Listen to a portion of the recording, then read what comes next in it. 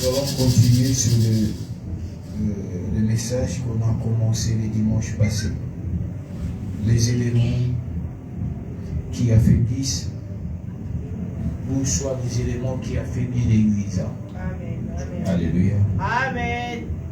Nous avons vu dans le livre de Apocalypse 2, des versets 1 jusqu'au verset 4, la Bible disait ceci. Écrit à l'ange de l'église d'Éphèse, voici ce qui dit celui qui tient les 7 étoiles dans sa main droite, celui qui marche au milieu de 7 chandeliers d'or. Je connais tes œuvres, ton travail, ta persévérance. Je sais que tu ne peux supporter les méchants et que tu as éprouvé ceux qui se disent apôtres qui ne le sont pas, et que tu as trouvé menteur, que tu as de la persévérance, que tu as souffert à cause de mon nom, et que tu n'étais point lassé. Mais ce que j'ai contre toi, c'est que tu as abandonné ton premier amour. Souviens-toi donc d'où tu es tombé, réponds-toi, pratique tes premières œuvres, sinon je reviendrai à toi, j'ôterai ton chandelier de sa place, au moins que tu te répandes. Parole du Seigneur. Amen. Nous sommes en train de voir c'est quoi qui a affaiblit l'Église. Pourquoi aujourd'hui l'Église est devenue aussi faible. Quand vous regardez tout ce qui se passe tout autour de nous, dans nos quartiers, dans nos environnements, dans nos lieux où on a l'habitude de fréquenter, vous allez voir où il y a un pasteur qui prêchait, qui est tombé, soi-disant, où il a été envoûté, un pasteur ensorcelé, un pasteur qui a été sacrifié par le monde des ténèbres. Moi, j'aimerais un peu comprendre. Alors, allons-y comprendre un petit peu ensemble. Comment quelqu'un qui peut prêcher la parole de Dieu, qui se dit serviteur, qui se dit église, je ne vais pas revenir vraiment de tout ce qu'on a vu les dimanches passés, mais nous allons continuer pour voir ce qui nous intéresse aujourd'hui. Tu peux mettre un peu de la mélodie, s'il te plaît. Comment nous allons réfléchir un petit peu. Je veux vous mettre un petit peu pacifique aujourd'hui parce que je ne peux pas non plus trop crier. Amen. Et je vais essayer d'être un peu calme afin que nous puissions vraiment comprendre le message de cet après-midi. Amen. Comment celui qu'on dit église, parce que j'avais dit la fois dernière, là, le dimanche passé, qui est l'église? L'église, c'est toi, mon bien-aimé. L'église, c'est moi. Ce que vous voyez comme bâtiment, ce n'est pas ça l'église. La Bible dit, Dieu ne peut pas habiter une maison construite par les humains. Alléluia. Amen. Vous imaginez, Dieu manque de quoi dormir. Ou Dieu n'a pas d'endroit où il peut aller se reposer. Dieu a besoin vraiment que nous, les humains, nous puissions lui construire une maison pour qu'il vienne habiter là-dedans. Pas du tout. Ce n'est pas ça, c'est qu'on croit avec l'église. Ça, ce sont juste des bâtiments. J'avais dit, c'est une localisation. Parce que, quand on veut délocaliser, quand on veut savoir où tu résides, tu dois avoir une adresse précise. C'est là où maintenant on a un bâtiment en construction durable, que vous voyez des bâtiments, des édifices, qu'on dit temple, qu'on dit église, tout ce que vous voulez. Mais ce ne sont pas ces bâtiments-là qui font de ce lieu-là l'église. Amen. L'église, ce sont des gens qui vont se réunir là à l'intérieur. Ce sont eux ce qu'on appelle église de Dieu. Amen. Parce que s'il n'y a personne à l'intérieur, ces bâtiments-là deviendront des musées. Alléluia. Amen. Vous ne avez jamais vu, on vous dit, vous voyez ces bâtiments-là, c'est devenu c'était une église autrefois. Aujourd'hui, vous allez voir, c'est devenu une boîte de nuit. Vous allez voir, il y a d'autres bâtiments autrefois qui étaient des églises et se sont devenus des restaurants et des McDonald's. C'est pour vous dire que l'église, ce n'est pas un bâtiment. Parce qu'un bâtiment, on peut changer comment on appelle ça, de nomination. C'est-à-dire, une église, on peut dire, cet lieu-là est une église. 2 ans, 3 ans après, on va dire, cette église, ce lieu-là est devenu une boîte de nuit. Donc, c'est-à-dire, le lieu, ce n'est pas ça qui fait que ce lieu-là soit une église. Une église, c'est quand il y a des gens qui sont appelés à porter le nom de Jésus. Quand ils vont se réunir dans ce lieu-là, ces groupes de gens-là nommés, ce sont ceux-là qu'on appelle église de Dieu. Amen. Alléluia. Amen. Parce qu'il y a beaucoup de confusion aujourd'hui. Les gens se disent, ah, bis église na biso, et le barabouété, bis église na biso. Quand les gens disent église na biso, c'est comme si on voit juste le bâtiment. Non. Nous avons tous le même esprit. Si réellement nous avons le même esprit, nous avons un seul maître et nous avons un seul Dieu. C'est juste que les adresses qui sont différentes. Il y a ceux-là qui prient peut-être en ce moment à Bandal. Il y a ceux-là qui prient comme nous à Saint-Denis. Il y a d'autres qui sont en train de prier à la chapelle parce qu'on ne peut pas tous se réunir ensemble.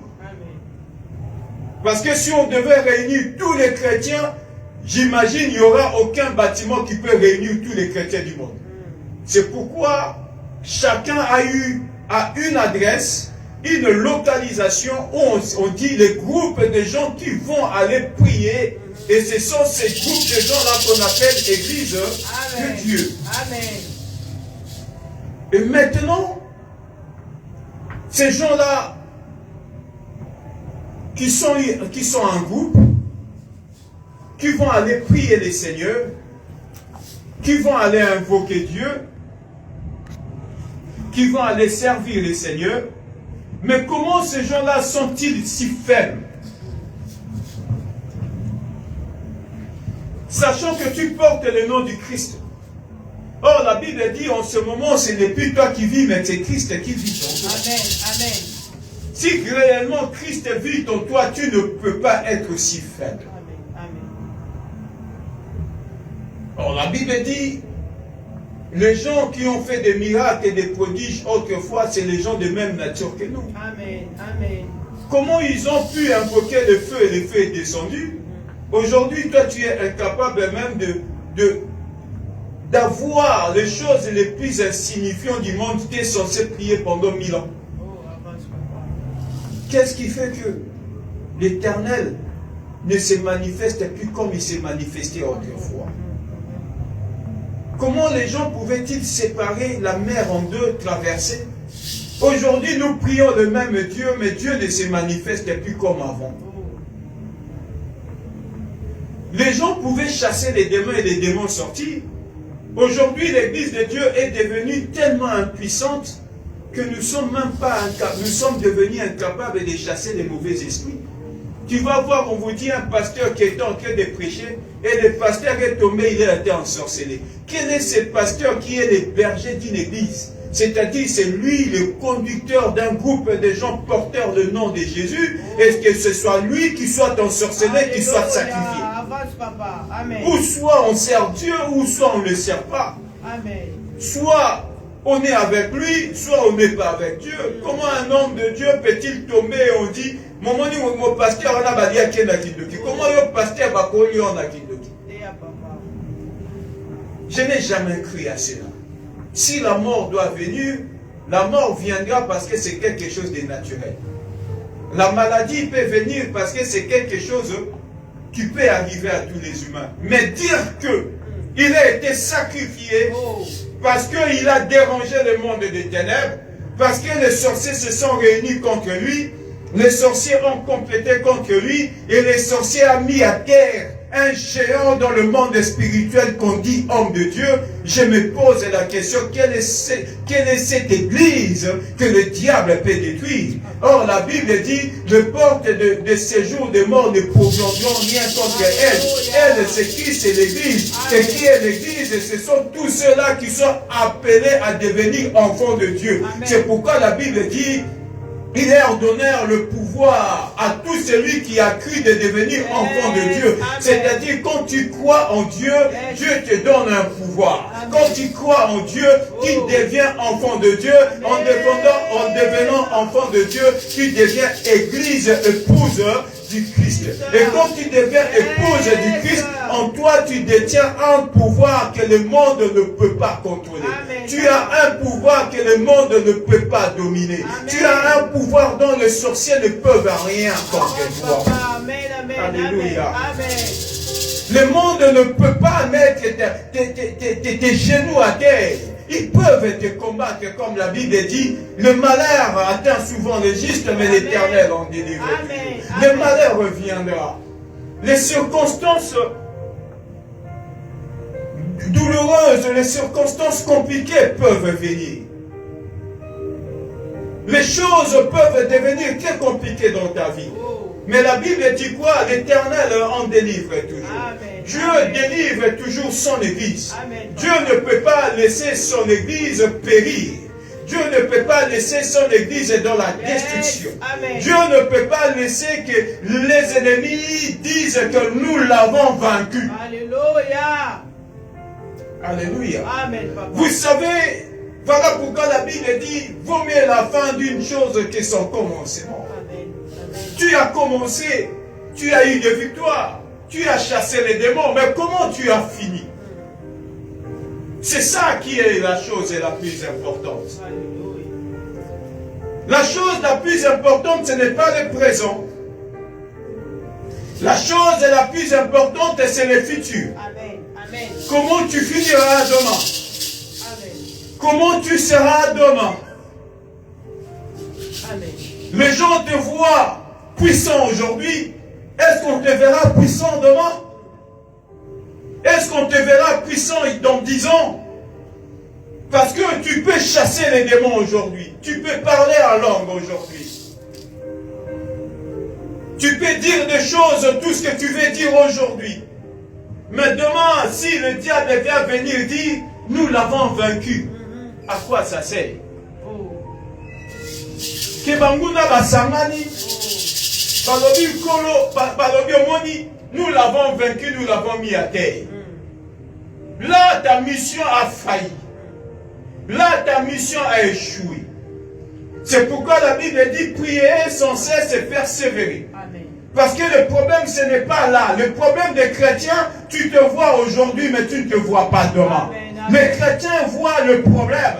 Une fois que là, ils ont la solution à la portée de main, ils se disent, c'est bon, tout est acquis. Tout est acquis. J'ai tout eu, j'ai tout obtenu. Pourquoi encore aller prier? J'ai cherché à être guéri, je suis guéri. Mais tu peux être guéri aujourd'hui et demain tomber. Avance, papa. Amen. Amen. Alléluia. Amen. Tu peux avoir le mariage aujourd'hui et le mariage peut t'entraîner dans la tombe. Amen. Il y a ceux-là qui se sont mariés pour que demain le mariage devienne un cauchemar dans leur vie. C'est pourquoi la Bible dit, vaut mieux la fin d'une chose que son commencement. Amen. Tu as commencé, est-ce que tu as bien fini? Les chrétiens, nous commençons, mais nous avons du mal à finir correctement la chose que nous avons entreprise. Alléluia. Amen. Nous confondons les dons naturels, les dons spirituels, qui sont les dons de Dieu, et la grâce du Seigneur. Vous savez, les dons naturels, c'est quand tu as un charisme. Tu es né, tu sais parler. Il y a des gens qui sont nés comme ça. Il sait parler, il est éloquent. Quand tu parles, il arrive à convaincre tout le monde. Parce que c'est quelqu'un qui parle bien. Or, le diable n'a pas besoin de gens qui le diable n'a pas peur de gens qui parlent bien. Il y a des pasteurs qui savent parler. Il y a des orateurs qui savent parler. Ça, ce sont des dons naturels à laquelle tu es né. Il y a des musiciens, quand tu entends sa voix, il sait chanter.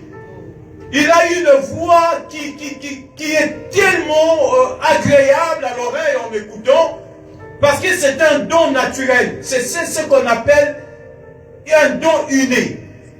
Ça, tu ne fourniras pas des efforts parce que c'est quelque chose que Dieu t'a donné à ta naissance.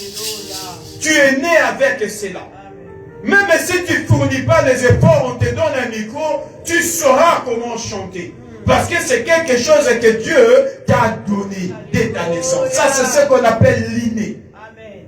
C'est quelque chose qui vient lorsque tu es né. Mais vous savez, quand tu veux devenir puissant, que tu deviennes une église, Dieu n'a plus besoin de choses qui est inné. Dieu a maintenant besoin d'une église qui a le savoir. Alléluia. Le savoir, c'est ça ce qu'on appelle la connaissance. Amen. Et là, c'est là où la Bible dit, mon peuple périt parce qu'il lui manque la connaissance. Ça, tu peux avoir un don, tu peux chanter, mais si tu n'as pas la connaissance, les démons ne vont jamais fuir. Et pour que les démons arrivent à fuir les cantiques des gens qui chantent, il te faut la connaissance de la parole, ajouter sur l'inné, et c'est ça qui fait de toi quelqu'un de puissant. Alléluia. Oh, les chrétiens, nous basons souvent sur les choses, ce qu'on appelle inné. C'est-à-dire un don que tu as reçu à ta naissance. C'est-à-dire un bon tamis na ebikobina. C'est-à-dire tu te limites là, on a déjà dans années na yema na so na bini na église va pesi ngambo. Oh, cela ne suffit pas pour que l'église devienne puissante. Là, tu es une église avec un don inné, mais pour que tu sois une église puissante, tu dois rajouter la connaissance sur ce qui était inné. Et ça, c'est ce qu'on appelle les acquis. Les acquis, c'est quelque chose qui vient quand tu rajoutes la connaissance. Quand tu as la connaissance en toi, tu as acquis quelque chose. Comme on vient de dire, tu as acquis la connaissance. La connaissance, c'est quelque chose qu'on cherche. La connaissance, c'est quelque chose qu'on fournit les efforts pour les avoir. Et la connaissance, bien aimé, c'est une richesse. Et quand tu prends la richesse liée à la connaissance de Dieu, tu l'additionnes avec le don à laquelle tu es né. Et cela fait de toi un homme puissant. Amen. Oh, l'église aujourd'hui, nous nous basons que sur les innés. Je sais lire parce que tu as étudié le français.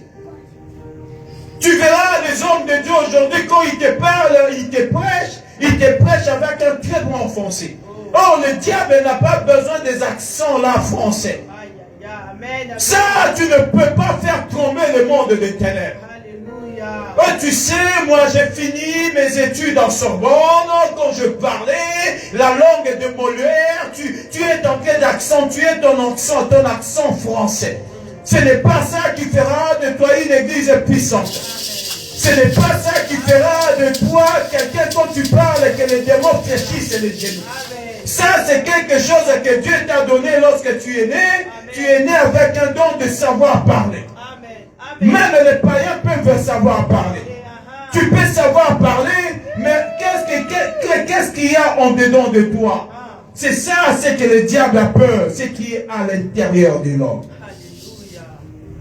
Et la connaissance, c'est ce que Dieu va rajouter dans l'homme. C'est pourquoi tu vois Moïse, il avait un don de diriger un peuple. Parce que lorsqu'il est né, la Bible dit on lui donna le nom de Moïse qui signifie tirer dessous. Il a été formé, éduqué pour devenir prince, parce qu'il était déjà prince.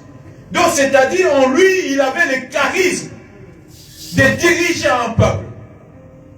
Il avait le charisme que quand il parlait, l'Égypte se taisait parce qu'on disait un prince a parlé. Lorsque Moïse est donné un ordre, l'ordre qu'il donnait en Égypte était exécuté parce que le prince Moïse parlait. Mais lorsqu'il s'agissait maintenant de conduire l'église de Dieu qu'on appelle le peuple élu de Dieu, là le charisme ne suffisait pas. Seul le charisme ne pouvait pas libérer un peuple. Moïse a fui et parti dans le désert. La Bible dit, lorsqu'il s'approchait en voulant chercher les brebis égarées, il a vu une buisson qui brûlait mais qui ne se consumait pas.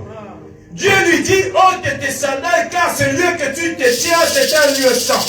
Oh, Moïse croyait avec la connaissance qu'il avait, avec comment dirais-je, les dons qu'il avait auparavant, cela lui suffisait.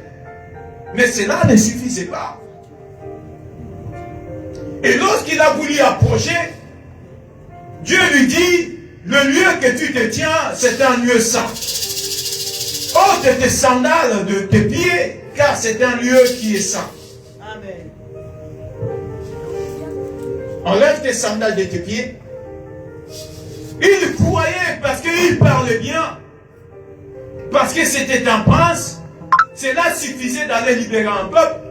Mais non, il a fallu avoir la connaissance. Et là, Dieu a commencé à lui donner la connaissance qui était Dieu. Amen. Il a entendu parler de Dieu, mais il ne savait pas réellement qui était Dieu. Parce que Moïse était né charismatique.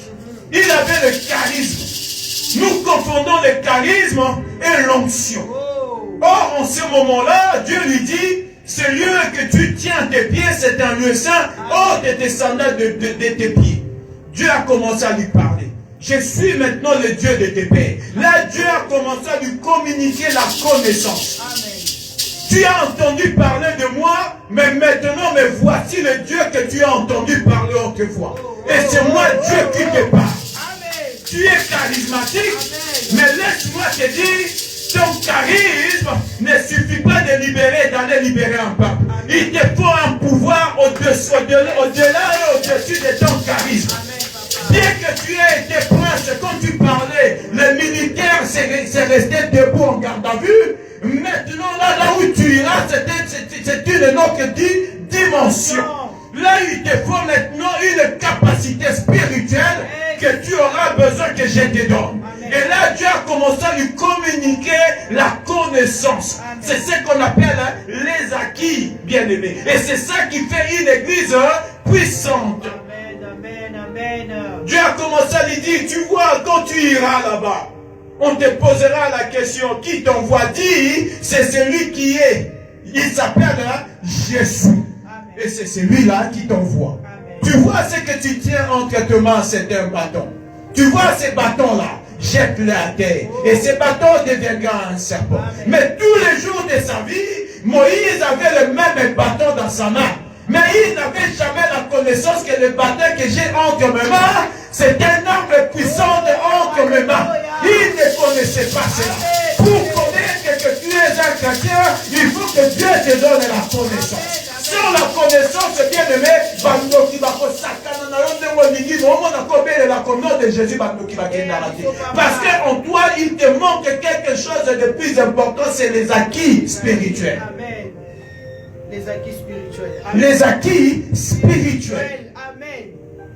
Oh. Mais Moïse avait le même bâton. La Bible ne dit pas que Dieu lui a donné un nouveau bâton. C'est le même bâton qu'il marchait avec tous les jours. Mais il ne savait pas que le bâton que j'ai entre mes mains peut se transformer en quelque chose de puissant.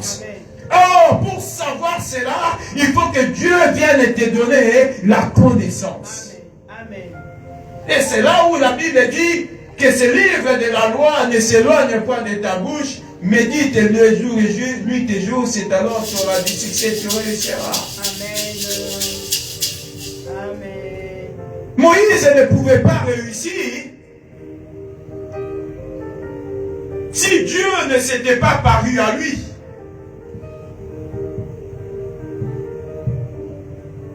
Il avait le bâton, mais il ne savait pas. Il avait la main, mais il ne savait pas que dans sa main là, il pouvait se transformer en plusieurs choses.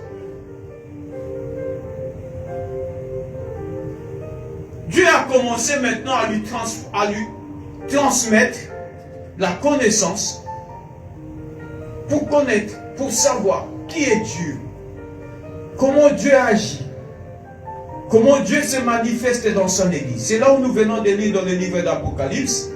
Dieu dit, je connais tes œuvres. Tu as ces dons-là que tu dis, je sais chanter par exemple. Je danse pour le Seigneur. Je parle bien. Je suis un bon prédicateur. Mais la Bible dit, mais ce que j'ai contre toi, parce que tu as rejeté ton premier amour. Quand tu rejettes l'amour de Dieu, l'amour de Dieu, c'est la base de tout chrétien. Tu ne peux pas dire tu es chrétien si tu n'aimes pas Dieu.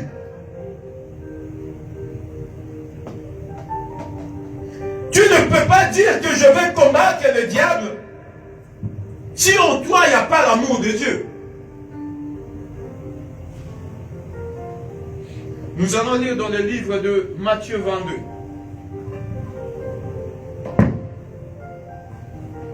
Livre de Matthieu 22, 37.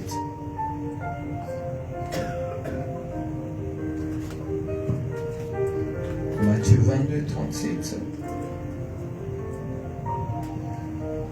Nous lisons au nom de Jésus. Jésus lui répondit, tu aimeras le Seigneur ton Dieu de tout ton cœur, de toute ton âme, de toute ta pensée. C'est le premier et le plus grand commandement. Tu aimeras. Tu aimeras le Seigneur ton Dieu de tout ton cœur, de toute ton âme et de toute ta pensée. Vous savez, je disais ici les éléments qui affaiblissent l'Église. Pourquoi l'Église devient-elle faible?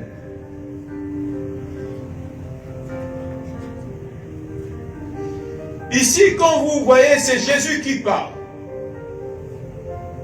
Il dit, tu aimeras le Seigneur, ton Dieu, de tout ton cœur. On commence déjà par le cœur.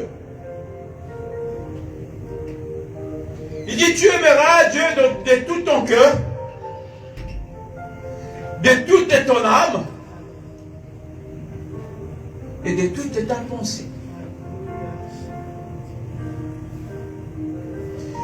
Il y a aujourd'hui des chrétiens ou des serviteurs de Dieu, nous aimons Dieu dans le cœur. Mais nous n'aimons pas Dieu dans l'âme. Et nous n'aimons pas Dieu dans la pensée. Parce que le cœur, l'âme et la pensée, ce sont trois choses qui sont distinctes. Tu peux aimer Dieu dans ton cœur et ne pas aimer Dieu dans la pensée. Alléluia. Amen. Tu peux aimer Dieu dans le cœur et ne pas aimer Dieu dans ton âme.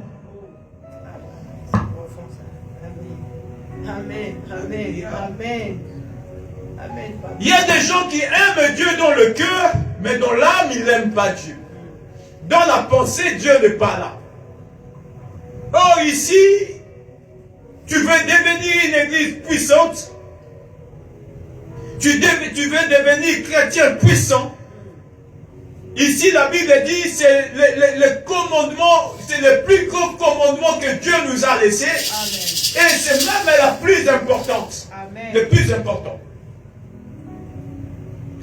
Dans le cœur, c'est-à-dire, le cœur, c'est quelque chose qui est lié à ton être.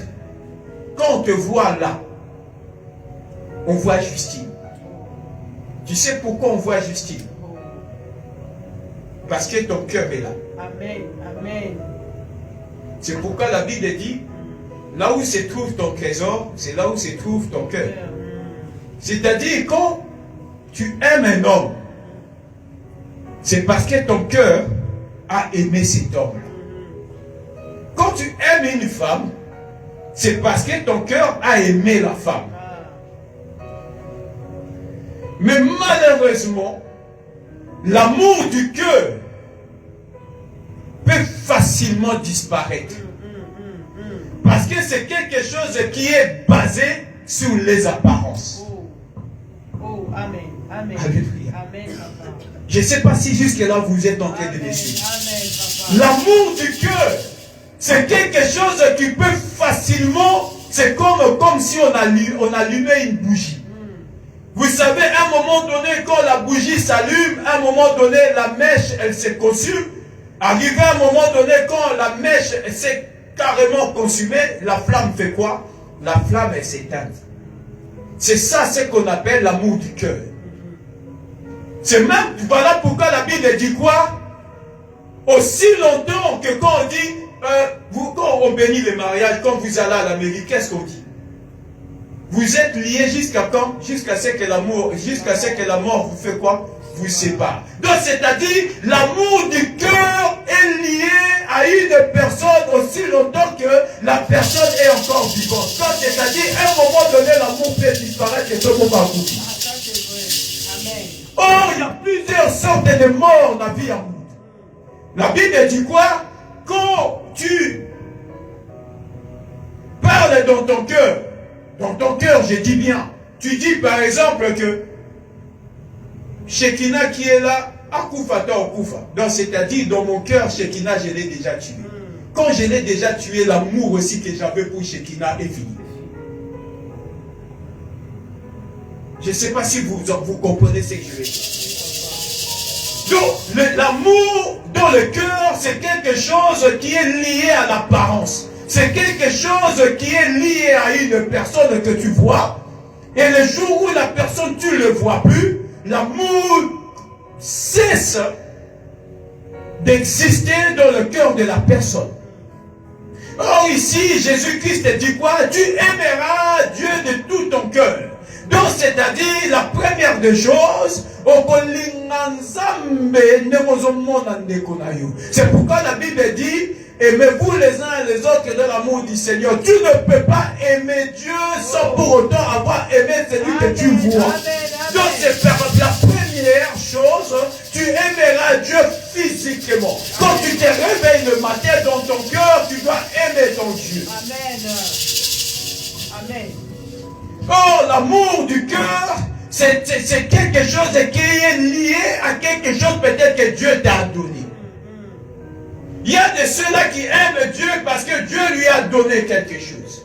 Comme l'amour est lié, l'amour du cœur, c'est plus l'amour qui est matériel, si je peux dire. C'est l'amour qui est lié à des choses concrètes. Amen. Je ne sais pas, j'aimerais vraiment qu'on arrive à comprendre ce que je suis en train de dire. Tu ne peux pas dire, tu peux pas dire que tu aimes une personne que tu n'as pas vue. Pour l'Imamutu, il faut mon aïe. So moni était au limité. Je ne sais pas si jusque-là, vous êtes en train de me suivre.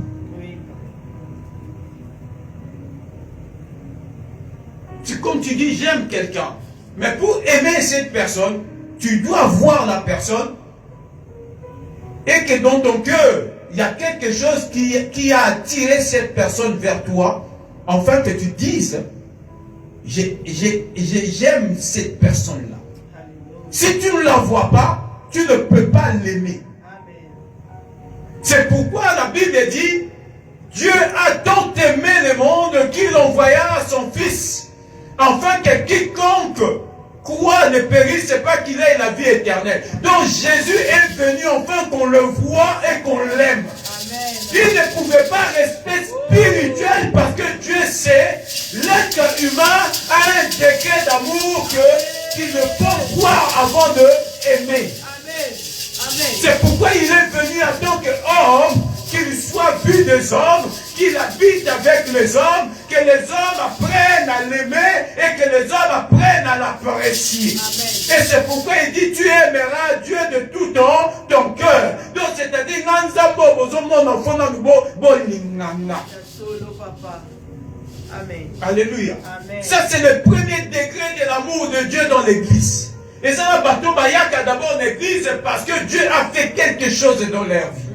C'est parce que Dieu les a guéris par exemple. Là il va aimer Dieu dans le cœur parce que Dieu a donné quelque chose qui est palpable.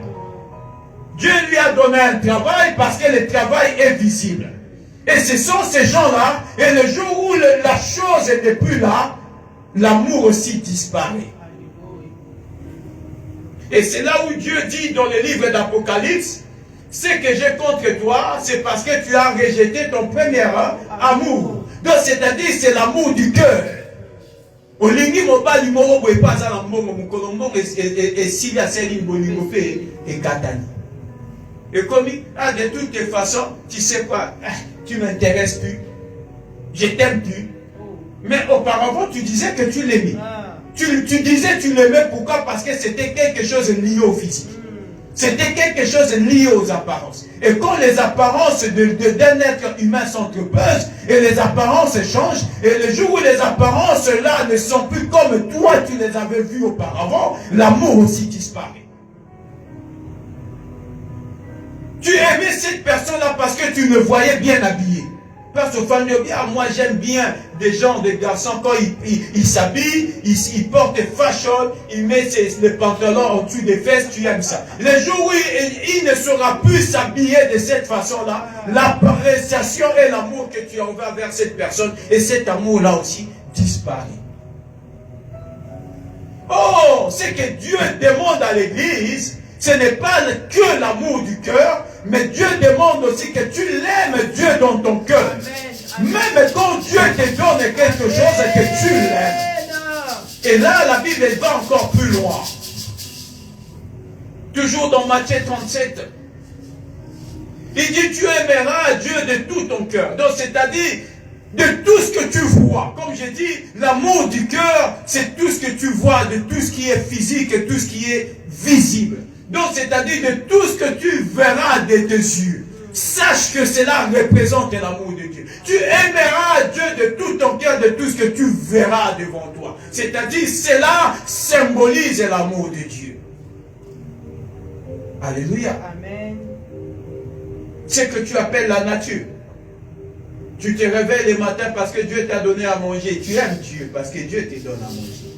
Est-ce que le jour où Dieu ne te donnera plus à manger, tu continueras à l'aimer? Tu aimes Dieu parce que tu es en Europe. Si aujourd'hui, je donne un exemple, on ne souhaite pas. Aujourd'hui, tu es refoulé, tu te retrouves à Kimbanseke, tu continueras toujours à aimer Dieu? Ça devient compliqué. Hein? Là, en ce moment-là, tout le monde va là, l'amour disparaît parce que c'était l'amour lié au cœur.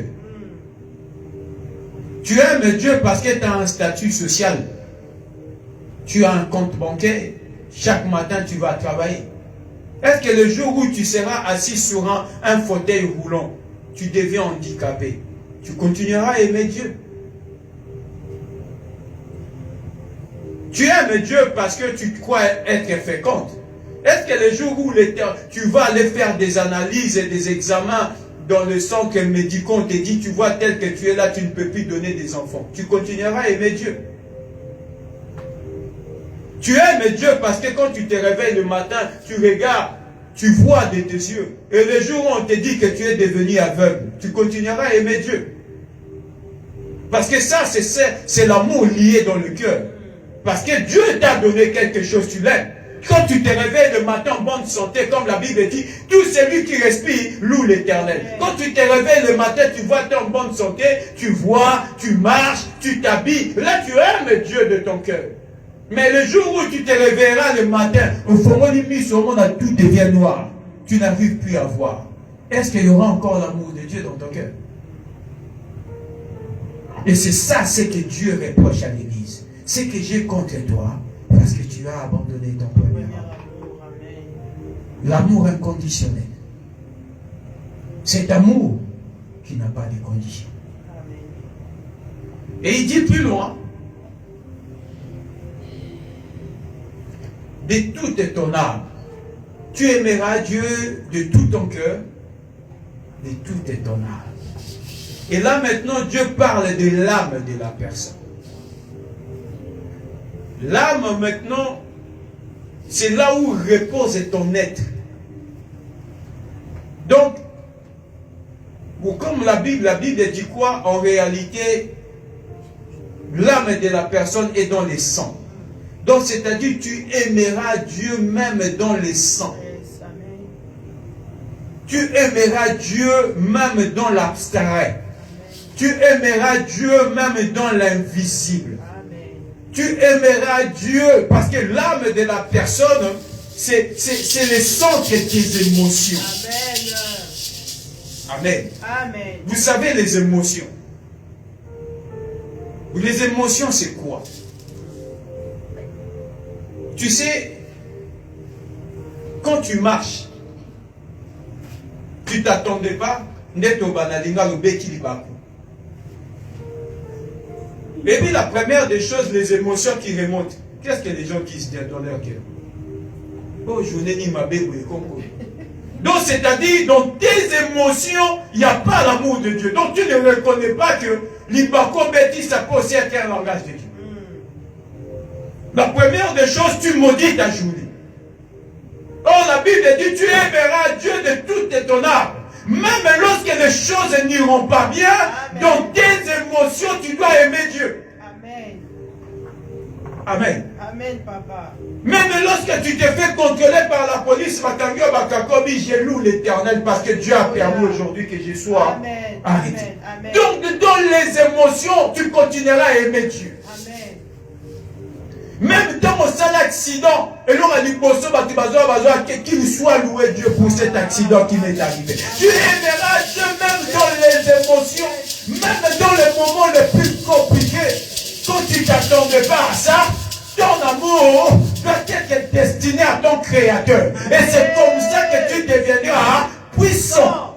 Et c'est comme ça que tu régneras en 2026. Oh, il y a des chrétiens qui aiment Dieu, mais dans les émotions, Amen. Amen, papa. Vous savez, je vais vous dire, vous révélez quelque chose qui est important. Vous savez, Jésus-Christ, lorsqu'il a été crucifié sur la croix, Jésus n'a jamais dit « Satan, Satan, Satan, pourquoi m'as-tu crucifié ?» Il a dit « Mon Père, pourquoi m'as-tu abandonné ?» Vous savez pourquoi? Même dans son âme, il avait toujours l'amour de Dieu, même dans la souffrance. Amen. Alléluia. Amen. Nous, les chrétiens, nous poursuivons le diable. Au lieu de louer Dieu dans les circonstances qui nous arrivent. Il n'a jamais dit Satan, Satan. Pour nous les chrétiens, nous l'église, nous avons toujours tendance à poursuivre le diable au lieu de louer Dieu par rapport à ce qui t'arrive. Quand tu poursuis le diable, c'est-à-dire que osons reconnaître que Nzambe, il peut permettre aussi des circonstances un peu compliquées dans ta vie. C'était la volonté de Dieu. Amen. Que Jésus-Christ monte sur la croix. C'était la volonté de Dieu qu'il soit crucifié. Amen. Il n'a pas dit oh, Satan pour Nino Salinga Boy. Mais il a dit Père, Père, Père, pourquoi m'as-tu abandonné? Donc, il reconnaissait que son Père, c'est lui l'amour et il avait l'amour de son Dieu dans sa vie. Même dans les moments difficiles, tu dois toujours crier à ton Dieu. Mais puis sur ma chrétienne, dès qu'elle est tombée comme il bololo, ah, tata voici. Dès que ma situation est comme il compliquée à Noko. Dès que ma situation est comme il me boulot, ah, et ça me voit qu'elle est n'embasse. Tu donnes gloire à un homme ou de rendre gloire à ton Créateur. Yes, amen, amen. Il n'a pas dit Satan, Satan, pourquoi tu m'as fait ceci? Il a dit mon Père, pourquoi m'as-tu abandonné? Parce qu'il savait que le pouvoir vient de Dieu. Ce qui le long sur la croix, c'est Dieu qui a permis. Comme j'aime Dieu dans mon cœur, j'aime Dieu dans mon âme, même dans les moments compliqués, la personne qui sait toujours le coup et pas il y a un coup. Amen, papa, amen. Amen, papa. Tu aimeras Dieu de toute ton âme. Même dans les émotions, il faut continuer à y ensemble. Très peu de chrétiens ont ensemble dans les émotions. Dès qu'il y a un problème qui arrive, Dieu ne m'a jamais aimé. Dieu n'a pas ces accouillons fait. Les offrandes que je donne, ça ne sert à rien. Même si tu ne le dis pas de ta bouche, mais tu le dis dans ton âme. L'âme, ce ne sont que des émotions. L'âme, c'est là où qui fait en sorte que tu sois dans la joie ou dans la colère. Même dans la colère, tu dois continuer à aimer Dieu. Même dans la joie, tu dois continuer à aimer Dieu. C'est pourquoi la Bible dit l'âme qui pêche, c'est l'âme qui mourra. La Bible ne dit pas que c'est l'homme. La Bible dit l'âme qui pêche, c'est l'âme qui mourra. Parce que Dieu sait le plus gros péché qui peut se passer dans la vie d'un homme, c'est passer dans l'âme. Amen, amen, amen, amen. Et ça n'a qu'à dire âme ya mutu. Ne ma bénion soit ça moyo isalima.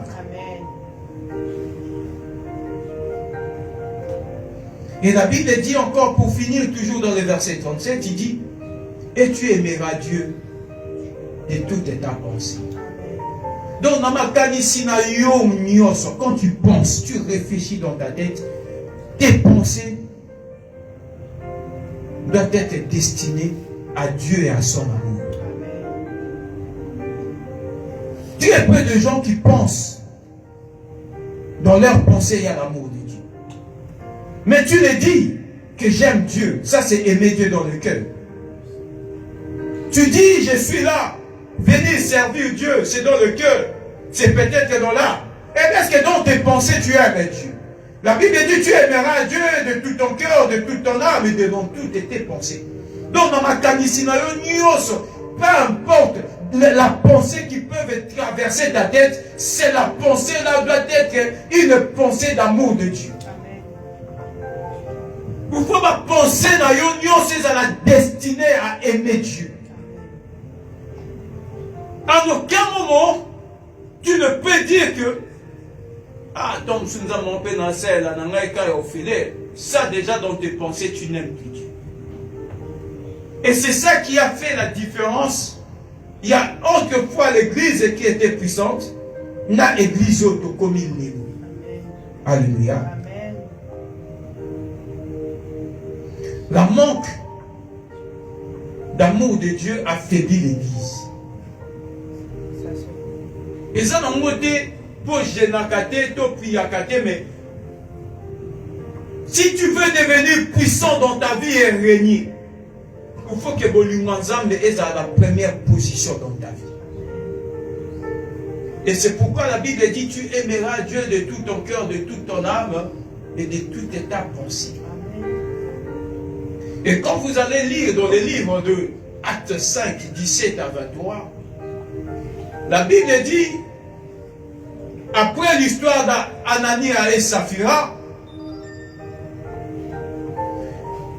les apôtres ont commencé à faire des miracles. Ils ramenaient des malades qu'on déposait sous l'ombre de Pierre et les autres apôtres, ils étaient guéris. Cela n'est pas juste arrivé comme ça par hasard. Mais cela est arrivé parce que ces gens-là avaient l'amour de Dieu en eux. Vous imaginez la persécution qu'il y avait en ces temps-là. Mais ces gens-là ont continué à aimer Dieu. Nous allons lire et nous allons finir peut-être aujourd'hui par Acte 17. 23. La Bible dit ceci, car en parcourant votre ville,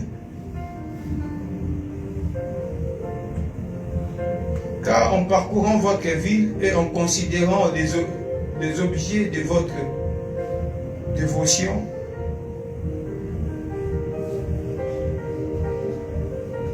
juste un instant.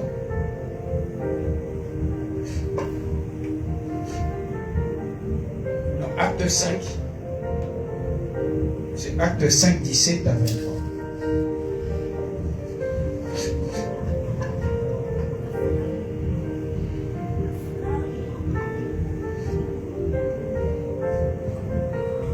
Cependant, acte 5, 17 à 23, cependant les souverains sacrificateurs, tous ceux qui étaient avec lui, savoir les partis des Sadducéens, s'élevèrent remplis de jalousie.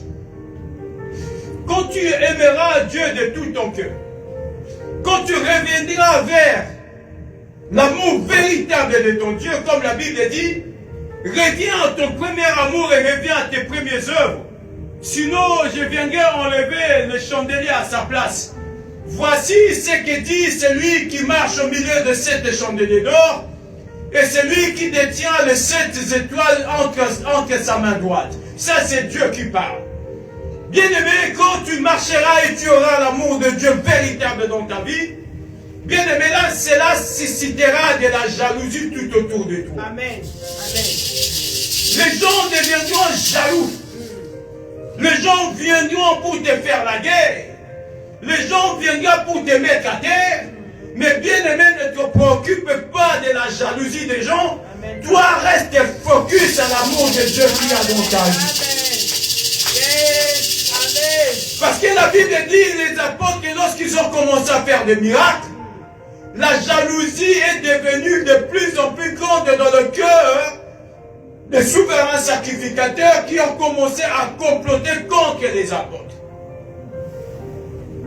Vous savez, tout ce qui se passe aujourd'hui dans les églises, dans la vie chrétienne, ce n'est pas autre chose des avocats du Kamou. Il y a sourd. C'est de la jalousie tout simplement. Il n'y a pas autre chose hormis la jalousie. La Bible dit dans le verset 17 où nous venons de lire, c'est les vers remplis de jalousie. La jalousie est venue de quoi?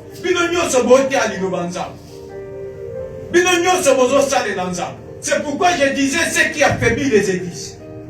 Les églises chrétiennes d'aujourd'hui, c'est là où c'est là où les gens vont venir critiquer notre sœur qui a une église. C'est là où les gens vont venir la mobile à Moninga qui a une église. Yo yé na quatre églises, au moins ni mobile à ma pasteur na mobile. Tu vas venir séduire les pasteurs qui sont dans l'église. Comment voulez-vous devenir puissant quand tu viens dans l'église avec l'esprit de venir détruire l'autre? Vraiment. Avance, papa. Je me pose les chrétiens, même à ceux-là qui me suivent dans les réseaux sociaux. Yo seul en Christ, il y a une église, je dis que pasteur, à Bala. Mais yo pourriez servir qu'à l'homme de Dieu. Oh. Mais quel est cet esprit qui t'anime? Quel est cet esprit qui t'anime? Parce qu'en toi, il y a la jalousie. Tu te dis pourquoi elle n'a pas fait comme maman pasteur. Mais toi, Dieu peut te bénir aussi à ta façon. Amen. Et c'est comme ça on fait que l'église devienne puissante, mais l'église est pas comme à puissanter. Et c'est pourquoi nous avons toujours tendance à devenir de plus en plus faibles. Oui, tu commences à critiquer, mais tu es dans l'église de Dieu. À peine on dit Amen, Moni basket à la titre. Tous les dimanches à la Dakar basket. Mais tu es venu à l'église. Tu es là. Là où on a prêché la parole de Dieu, tu as même dit Amen. Et quand on a fini le culte, et c'est toi la première personne que tu vas critiquer. Et tu veux devenir puissant. Et tu veux avancer avec Dieu. Et tu veux que quand tu rentres chez toi à la maison, tu chasses les démons, les démons peuvent bakini. Et mais là, les démons vont se moquer de toi. Les mauvais esprits vont se moquer de toi.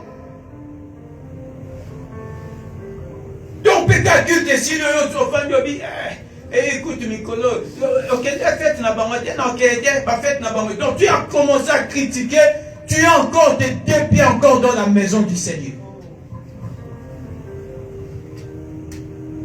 La Bible dit la jalousie est venue parce que les apôtres commençaient à faire des miracles au nom de l'Éternel et les autres qui n'arrivaient pas à faire des miracles, la jalousie a envahi leur cœur.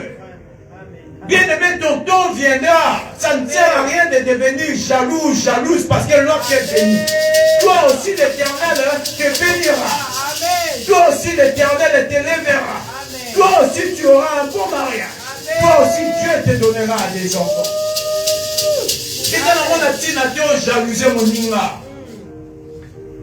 Et c'est comme ça que l'église est encore de plus en plus faible. L'église combat l'église. Les chrétiens combattent les chrétiens. La Bible dit une maison qui se divise contre elle-même ne peut pas subsister.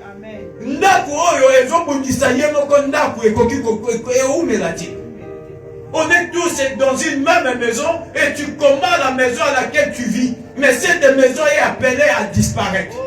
Tu ne peux pas combattre ton frère parce que c'est ton frère.